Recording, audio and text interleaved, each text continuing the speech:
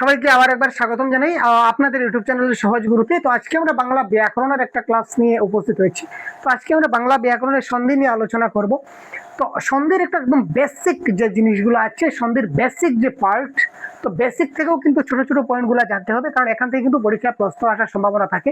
তো এই ব্যাকরণের জটিল নিয়মকে সহজ ফর্মুলায় কিভাবে আমরা পুট করতে পারি, এই জিনিসটা আমি আজকে আপনাদের ক্লাসে দেখিয়ে দেব। তো প্রথমে আমরা দেখে নিই হোয়াট ইজ সন্ধি। দেখি সন্ধি আসলে কি স্যার। সন্ধি আসলে কি, যদি আমরা একটু হালকা হাতে যদি বোঝার চেষ্টা করি, প্রথম শব্দের শেষ বর্ণ আর দ্বিতীয় শব্দের প্রথম বর্ণ। প্রথম শব্দের শেষ বর্ণ মানে এখানে আমরা একটু দেখার চেষ্টা করি। এখানে দেখি প্রথম শব্দের শেষ বর্ণ মানে প্রথম শব্দটা কি ছিল স্যার? দিক। তো দিকের শেষ বর্ণটা কি? ক। আর এখানে অন্ত, অন্ত এর প্রথম, যেটা দ্বিতীয় শব্দের প্রথম বর্ণ বলেছে, এখানে হচ্ছে ও। তো এই ক এবং অ এই দুটা মিলিয়ে কি হয়ে গেছে? গ হয়ে গেল। এটাই হচ্ছে সন্ধি। প্রথম শব্দের শেষ বর্ণ আর দ্বিতীয় শব্দের প্রথম বর্ণ দুটা মিল হয়ে সংযুক্ত হয়ে যখন একটা নতুন ধ্বনি প্রকাশ পায়, সেটার নামই হচ্ছে সন্ধি। তো দুটি সন্নিহিত বর্ণের এই রাসায়নিক মিলনকে কি বলতে পারি? আমরা সন্ধি বলতে পারি। দুটি সন্নিহিত বর্ণের এই রাসায়নিক মিলনকে আমরা কি বলতে পারি? আমরা এটাকে সন্ধি বলতে পারি। সন্ধির যে ত্রিভুজটা আমরা একবার দেখার চেষ্টা করি। সন্ধির যে ত্রিভুজটা রয়েছে, মূল কাঠামো।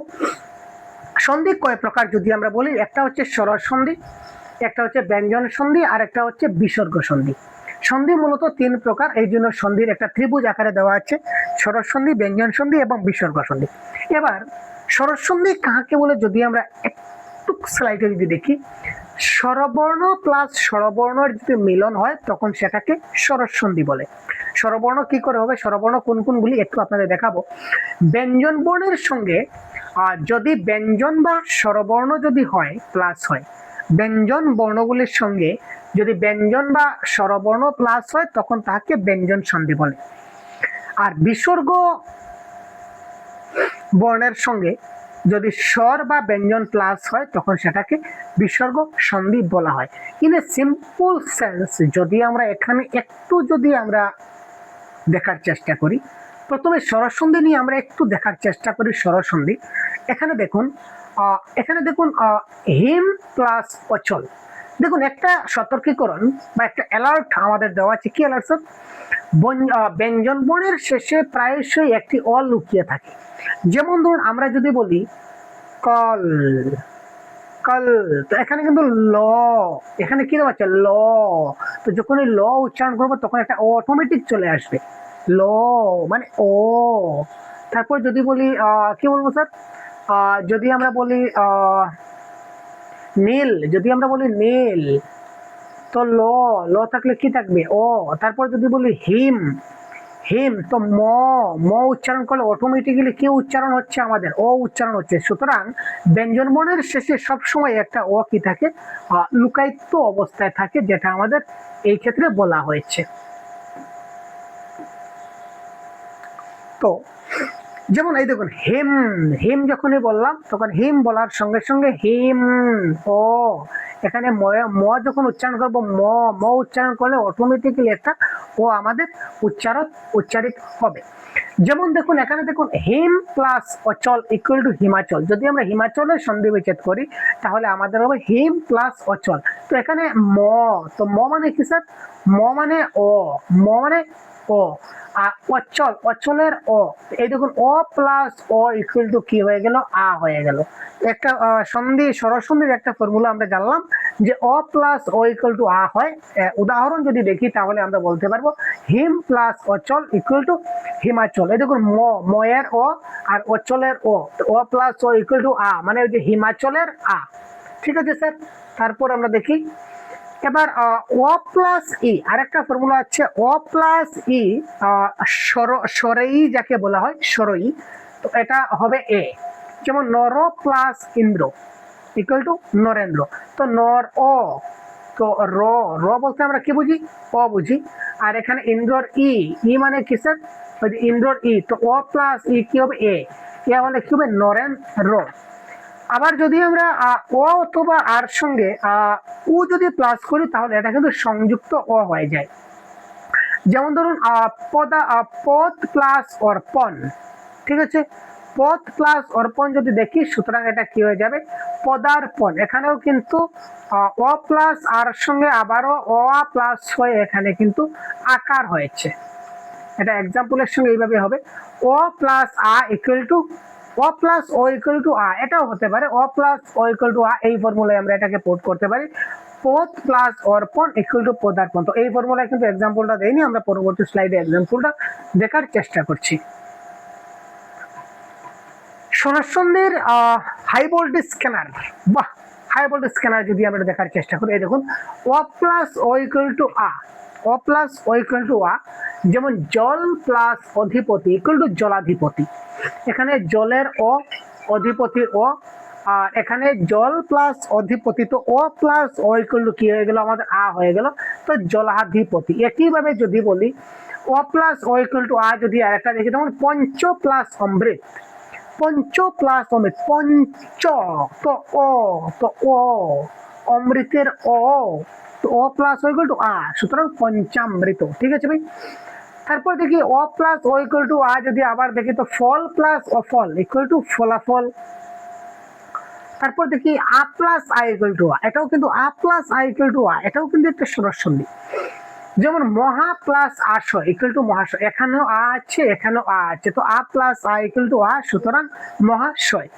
এখানে আ প্লাস ই ইকুয়াল টু এ, আ প্লাস ই ইকুয়াল টু এ, তো যথা প্লাস ইষ্ট ইকুয়াল টু যথেষ্ট, যথা আ ইষ্ট ই, তো আ প্লাস ই ইকুয়াল টু একার, সুতরাং যথেষ্ট। এখানে আবার আ প্লাস আ ইকুয়াল টু আ, একই ব্যাপার। উমানন্দ, উমা প্লাস আনন্দ ইকুয়াল টু উমানন্দ। এইভাবে অনেক এক্সাম্পল আছে, আপনারা দেখতে পাবেন। পরীক্ষায় আমি কেন এইগুলা করাচ্ছি, হঠাৎ আপনাদের প্রশ্ন দিয়ে দেবে যে ফলাফল ধরনের সন্দেহ, এমন একটা প্রশ্ন আপনাদের দেবে, প্রিভিয়াস ইয়ার কোয়েশ্চনে দেওয়া আছে যে পঞ্চামৃত সন্ধি বিচ্ছেদটি নিচের কোন ফর্মুলা অনুযায়ী হয়েছে বা নিচের কোন সূত্র মতো হয়েছে। অপশন নাম্বার 1 ও প্লাস ও ইকুয়াল টু আ, অপশন নাম্বার 2 আ প্লাস ই ইকুয়াল টু এ, অপশন নাম্বার 3 আ প্লাস আ ইকুয়াল টু আ। এই ধরনের অনেকগুলা দিয়ে দেবে। তখন এই যে পঞ্চামৃতকে ভাঙলে পঞ্চ প্লাস অমৃত ও প্লাস ও যে হবে, সেটা আপনাকে বুঝতে হবে। ডাইরেক্ট প্রিভিয়াস ইয়ার কোয়েশ্চনে প্রশ্ন এসেছিল, আমি দেখিয়েছিলাম আপনাদের, তো এই জন্য আমি আপনাদের বলেছি। তো এবার ব্যঞ্জন সন্ধির কিছুটা ট্রিক আমরা একটু দেখার চেষ্টা করি। মনে রাখবেন ম ইকুয়াল টু অনুসার হবে সবসময় ময়ের ম্যাজিক। সন্ধি বিচ্ছেদে ময়ের ম্যাজিকটা দেখার চেষ্টা করবো আমরা। যখনই ম থাকবে তখনই ময়ের পরিবর্তে আমরা অনুসার ব্যবহৃত হবে। আমরা সন্ধি বিচ্ছেদের শর্ট ট্রিক্সের যে ক্লাস দিয়েছিলাম, সন্ধি বিচ্ছেদের অদ্ভুত জাদু, তো সেই অদ্ভুত জাদুর ক্লাসে আমরা বলেছিলাম যে ময়ের পরিবর্তে কি বসে স্যার, অনুসার বসবে।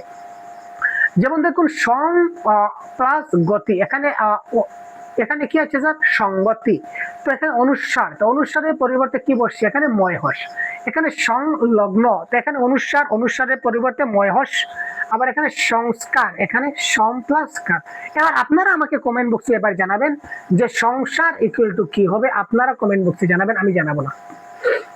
আমি আপনাদের এখানে সংগতি, সংলগ্ন, সংস্কার করিয়ে দিলাম।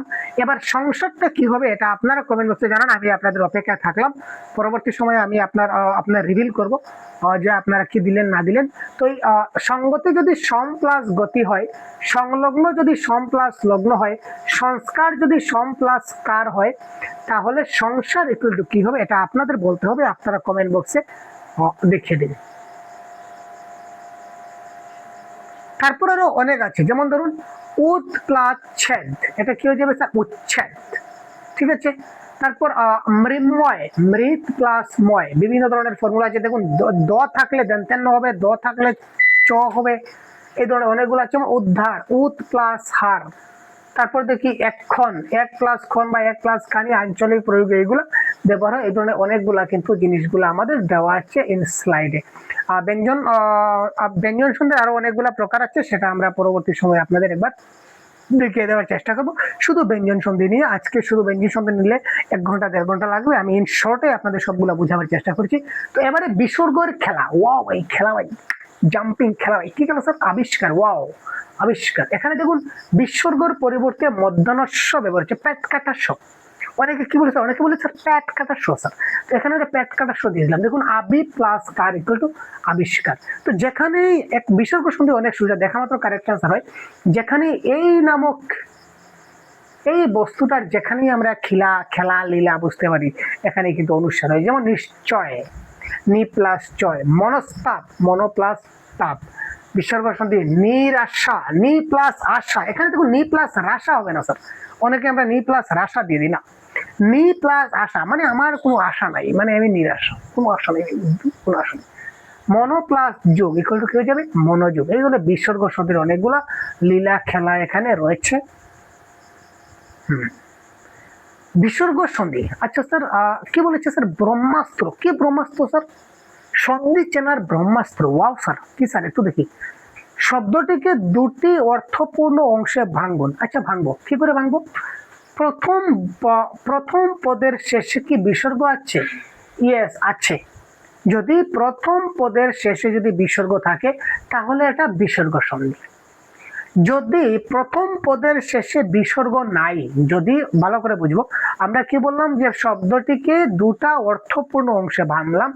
প্রথম পদের শেষে যদি বিসর্গ থাকে, যদি ইয়েস হয় তাহলে এটা বিসর্গ সন্ধি, এখানে খালাস। যদি প্রথম পদের শেষে বিসর্গ নাই, যদি বিসর্গ না থাকে তাহলে বাংলার শব্দ দুটির মিলনস্থলকে কেবল স্বরধ্বনি দিয়ে তৈরি। ইয়েস, যদি স্বরধ্বনি দিয়ে তৈরি হয় তাহলে স্বরধ্বনি, আর যদি না এখানে স্বর ব্যঞ্জন মিশ্রিত আছে বা শুধু ব্যঞ্জন মিশ্রিত হয়, সুতরাং এটা হবে ব্যঞ্জন ধ্বনি। যেমন এখানে যদি যেমন ধরুন আমি এটাকে যদি একটু স্লাইডে আপনাদের দেখিয়ে দেওয়ার চেষ্টা করি, এই যে আগে যেগুলো আপনাদের বলেছিলাম, যেমন আমরা যদি বলি হিমালয়ে, যদি আমরা হিমালয় বলি তাহলে এখানে আমরা দুটা স্লাইডে ভাঙি, তাহলে কি হবে স্যার? হিম প্লাস আলয়, আমরা এখানে ভাঙলাম হিমালয়। এখানে দেখি প্রথমটার শেষে কি বিসর্গ আছে? না, এখানে কিন্তু বিসর্গ নাই। তো বিসর্গ নাই মানে এই হিমালয়টা বিসর্গ সন্ধি নয়। এতটুকু পর্যন্ত শেষ ক্যান্সার। এবার বাংলা শব্দ দুটি মিলনস্থল কি কেবল স্বরধ্বনি দিয়ে তৈরি? তো এখানে অটাও কিন্তু স্বরধ্বনি আর আটাও কিন্তু স্বরধ্বনি। ইয়েস, তার মানে এটা স্বরসন্ধি। আর এখানে যদি অ বা আ না থাকে, অন্য কিছু থাকে, তখন সেটা হয়ে যাবে কি? ব্যঞ্জন সন্ধি। তো এইভাবে আমরা সন্ধিগুলা চিনতে পারি খুব সহজে। এই দেখুন সিটেড পিওয়াইকিউ অ্যানালাইসিস, কি করে আমরা পিওয়াইকিউ গুলো একটু অ্যানালাইসিস করি। ধর্মাসুখ শব্দটির সন্ধি বিচ্ছেদ কি? আমি এখানে অপশন আনিনি, direct to the point answer এনেছি আপনারা বোঝানোর জন্য। এখানে থেকে আমরা এক্সরে করবো স্যার, সন্ধি বিচ্ছেদের এক্সরে। সন্ধি বিচ্ছেদের এক্সরে হচ্ছে স্যার, এক্সরে, সোনোগ্রাফি, সব ব্লাড টেস্ট সব এখানে হবে। তো এখানে এক্সরে অ্যানালাইসিস, সন্ধি বিচ্ছেদকে যদি এক্সরে করি, দেখুন ধর্মাসুখ মানে আমরা বলতে পারি ধর্ম প্লাস অসুখ। এই দেখুন তার ব্লাড গ্রুপ ও পজিটিভ। এই যে ধর্ম যেটা আমরা দেখলাম তার ব্লাড গ্রুপ কি স্যার? ও পজিটিভ। ধর্ম তো ও পজিটিভ, অশোকের অপজিটিভ। তো অপজিটিভ আর অপজিটিভ মিলে কি হয়? আ পজিটিভ হয়। ব্লাড টেস্টের সূত্র স্যার, সন্ধি বিচ্ছেদের ব্লাড টেস্ট, এক্সরে রিপোর্টে কি বলছে? তো ধর্ম প্লাস অশোক ইকুয়াল টু ধর্মাশোক, এটা হলো স্বরসন্ধি। কারণ এখানে ও আছে, এখানে ও আছে, তো আমরা জানি ও প্লাস ও ইকুয়াল টু আ।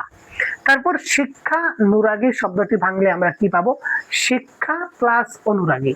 তো শিক্ষা মানে এখানে আ আছে, অনুরাগীর ও আছে, তো আ প্লাস ও ইকুয়াল টু আ, সুতরাং এটাও কিন্তু স্বরধ্বনি। এখানেও স্বর আছে, এখানেও স্বর আছে। চলো আমরা নেক্সট স্লাইডে যাই। শৃঙ্খলবদ্ধ কোন শ্রেণীর কোন সন্ধির উদাহরণ? এখানে কিন্তু এক্সরে এখানে সতর্কতা দিয়েছে ভাই, কারণ এটা ডেঞ্জারাস রোগ মনে হয়, সাংঘাতিক। এই এক্সরেটা ঠিকভাবে করা যাচ্ছে না। এবার দেখি, তো শৃঙ্খল প্লাস আবদ্ধ, এটা হচ্ছে শৃঙ্খলাবদ্ধ। এটা শৃঙ্খলাবদ্ধ হবে না, এটা হবে শৃঙ্খলবদ্ধ। কারণ হচ্ছে অবদ্ধ, এখানে অবদ্ধ বলে কিন্তু হয় না, অভদ্র বলে হয়, তো অবদ্ধ বলে কিছু হয় না, সুতরাং আবদ্ধ হবে। তো অ প্লাস আ ইকুয়াল টু অ। দেখতে ব্যঞ্জন মনে হলেও কিন্তু এটা স্বরসন্ধি, এটা একটা মনে রাখবো আমরা, শৃঙ্খলবদ্ধ। দেখতে যদি ব্যঞ্জন ধ্বনি মনে হয় তাহলে এটা কিন্তু ব্যঞ্জন হবে না, এটা স্বর হবে। জগৎ বিখ্যাত, তো জগৎ মানে ত বা খণ্ডত্ব, এটা হচ্ছে ব্যঞ্জন। জগৎকে যদি আমরা ভাঙি জগৎ প্লাস বিখ্যাত করব, এখানে দেখি ত বা খণ্ডত্ব হতে পারে, তো ত বা খণ্ডত্ব যখন হবে এটা ব্যঞ্জন। আর বিখ্যাত যদি বলি তো এটা বিখ্যাত, তো বিখ্যাত ই, তো এটা হচ্ছে ব্যঞ্জন, সুতরাং এটা হচ্ছে ব্যঞ্জন সন্ধি। এটা যেহেতু ব্যঞ্জন রয়েছে প্রথমটা, তো সেটা কি হবে স্যার? সেটা ব্যঞ্জন সন্ধি হবে। মনোযোগ, মনোযোগ, এখানে দেখি, এখানে মনোযোগ প্রথমটা ভাঙলো, আমরা বিসর্গ পাবো, সুতরাং এটা বিসর্গ সন্ধি। আর কই যাবো স্যার? আর যাওয়ার জায়গা নেই স্যার। পরীক্ষা শব্দের সঠিক সন্ধি বিচ্ছেদ কি? পরি প্লাস ইক্ষা ইকুয়াল টু পরীক্ষা। এখানে ফর্মুলাটা কি লেগেছে?